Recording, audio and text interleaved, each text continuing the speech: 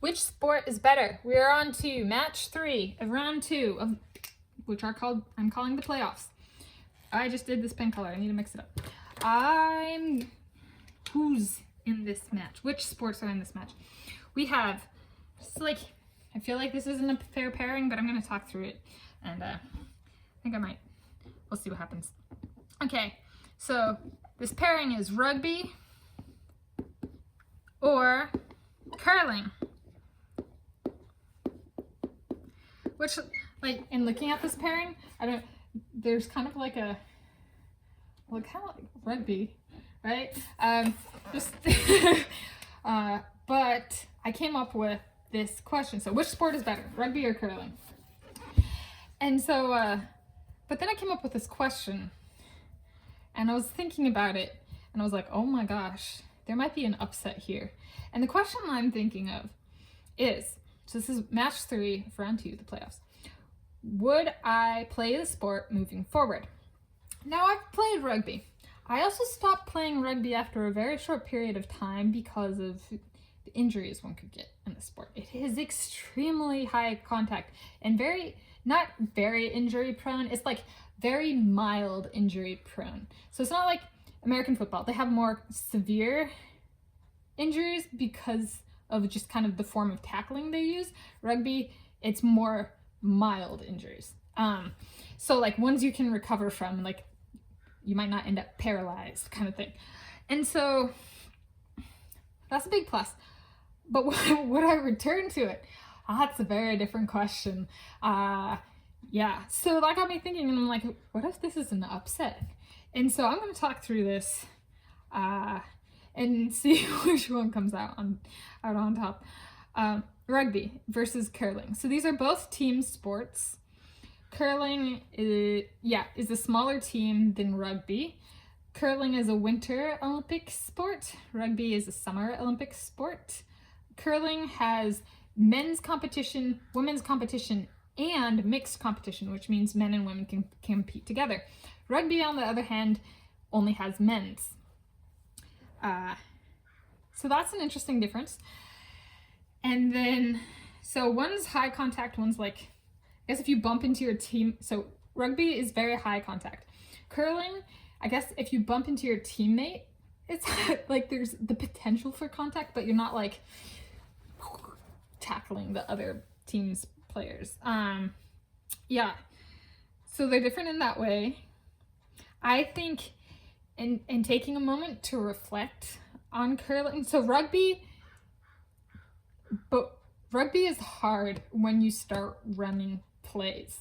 And it's similar to American football in that sense, is there can be a bunch of plays and these plays have a name. And then if they say, if someone's just if the name of the play, and you have to be able to know what that means and be able to execute it in a moment, at the drop of a hat.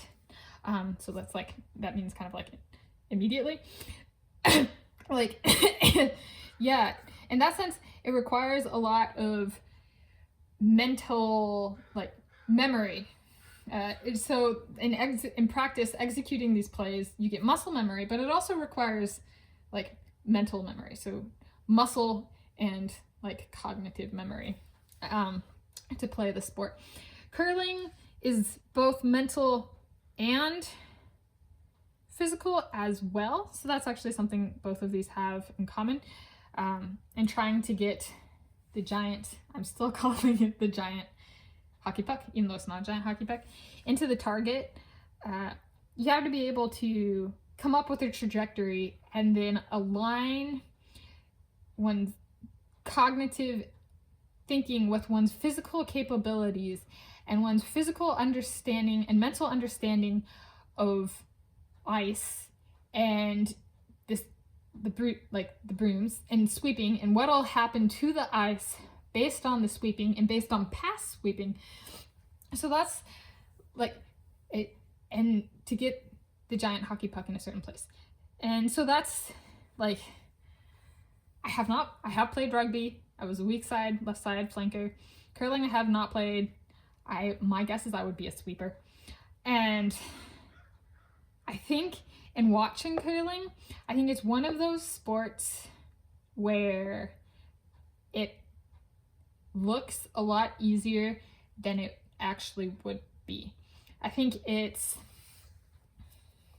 so, and why do I make that guess? I make that guess because I'm a geologist, and one of the jobs I've had in a lab setting is I had to shake rocks. Literally, that was my job, was shaking rocks.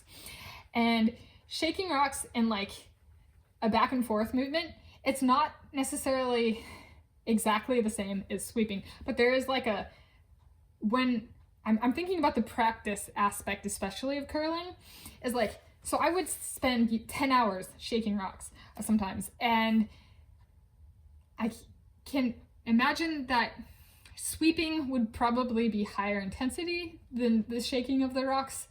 Though they're both very controlled movement, you don't want to shake the rocks too much, or the things I was shaking might come apart and then go everywhere, and that ruins the entire sample of rocks that I was shaking.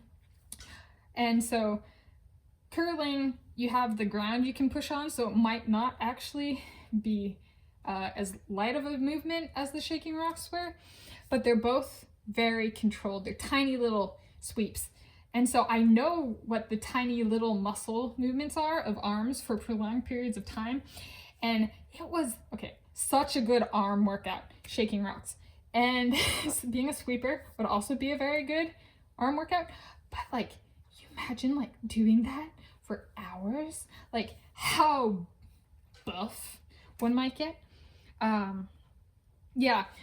I think knowing kind of, it gets tiring, and like it takes very controlled movements to do those kind of small arm movements, and it takes effort and skill to get it right.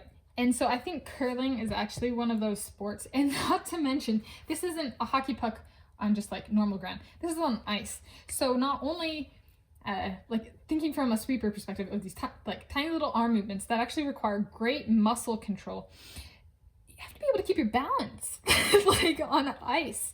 And so you have to have an incredible core, because if you get a little bit off balance, you have to be able to correct so you get your posture back so you can still sweep.